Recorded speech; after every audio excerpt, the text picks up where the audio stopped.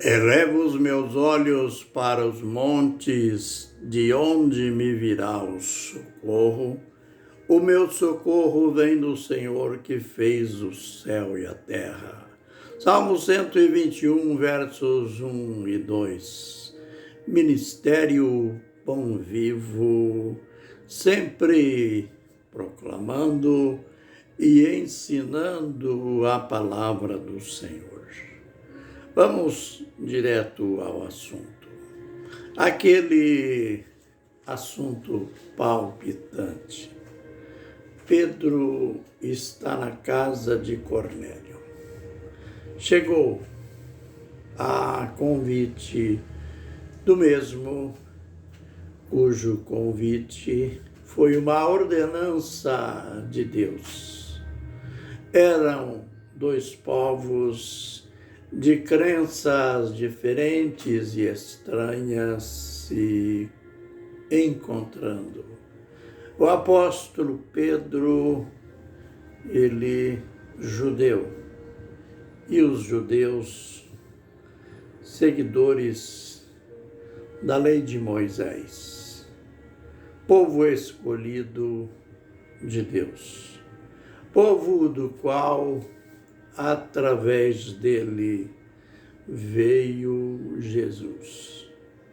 Em realidade, Israel se tornou um povo exclusivista. Aliás, não era este o plano de Deus quando os escolheu. Aliás, o próprio Deus disse que eu vos escolhi dentre todas as nações, não porque vocês eram os melhores, não por isso. Deus dá os detalhes. Enfim, este povo teve a primazia dentro dos propósitos de Deus. E tudo isto acabou criando um certo orgulho, até chegando eles a pensar que tudo de Deus, que a salvação, que a vinda do Messias era algo que só eles tinham o direito de participar das bênçãos, das promessas e tudo mais. No entanto, quando Deus chamou Pedro para ir à casa de Cornélio, dirigir este culto, caiu. Aliás, começaram a cair as barreiras existentes. E a gente está aprendendo como Deus usou Pedro na casa de um gentil. Era outro grupo de nações. Os gentios eram os restantes do mundo que, conforme diria o apóstolo Paulo mais tarde, viviam sem Deus, sem esperança. Enfim, à mercê, à margem de tudo. Mas as misericórdias de Deus que se renovam cada manhã, eles, os gentios, as demais nações também estavam inclusas no plano de Deus.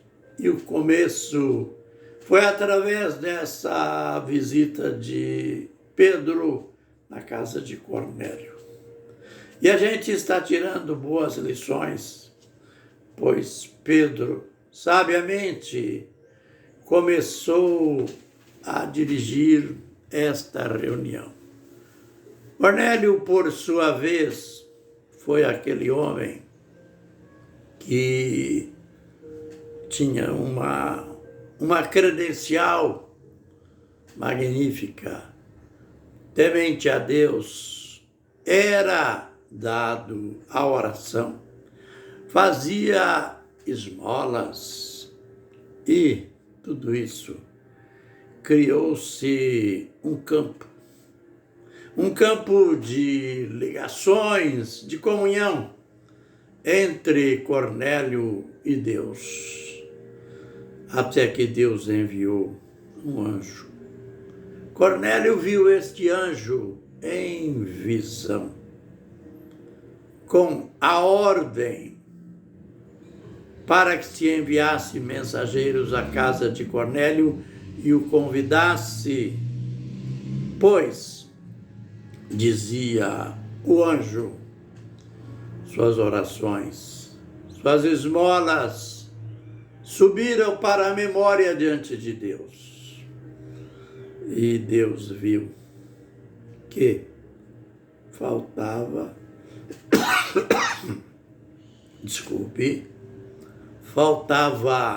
algo importante na vida de Cornélio. E que lindo, Cornélio, além de convidar Pedro, convidou os vizinhos para ouvir a palavra.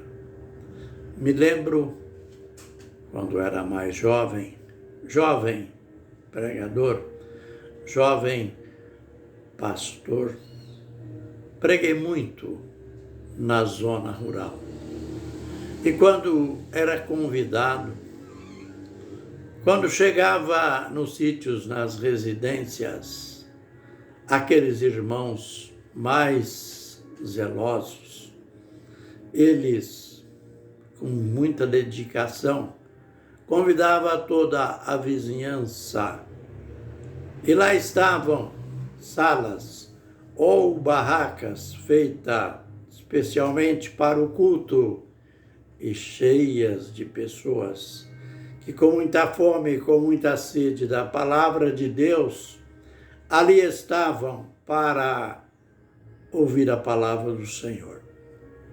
Que alegria para o pregador, que alegria para o dono da casa, e quantas pessoas foram salvas através deste culto. Então eu imagino a alegria de Pedro quando ele chegou na casa de Cornélio. A alegria de Cornélio foi tão grande que ele foi receber Pedro lá no terreiro da casa e chegou a ajoelhar diante do apóstolo. Recebeu logo uma advertência. Pedro logo pegou em sua mão e disse: levanta-te, não faças isso, também sou homem, adora a Deus. Que pena, né? Que os homens têm essa tendência. Quando admira alguém, quando alguém tem algum carisma, já acham que é um deusinho, já acham que é um santo e já começa a adorar, se prostrar diante dessa pessoa. Mas Pedro cortou o mal pela raiz e começa o culto. E como a gente já viu em outros vídeos, que culto, que mensagem pregada por um pregador. A ênfase todinha ao Senhor Jesus Cristo.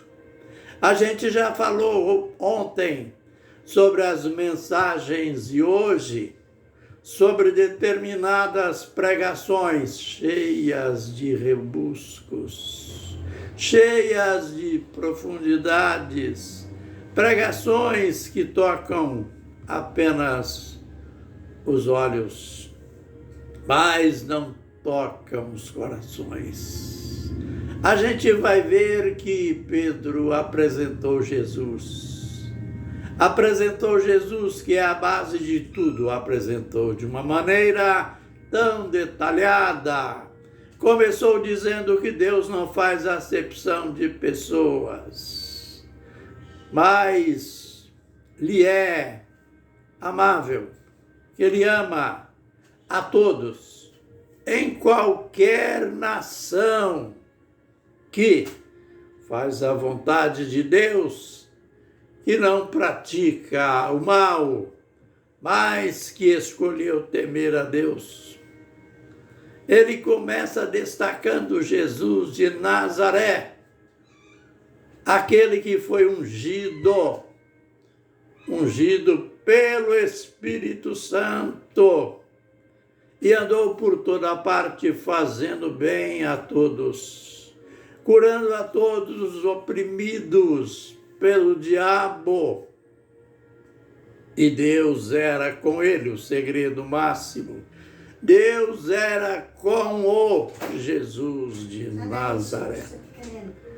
Ele não ficou sem falar. Apesar de tudo, mataram ele. Levantando ele no madeiro.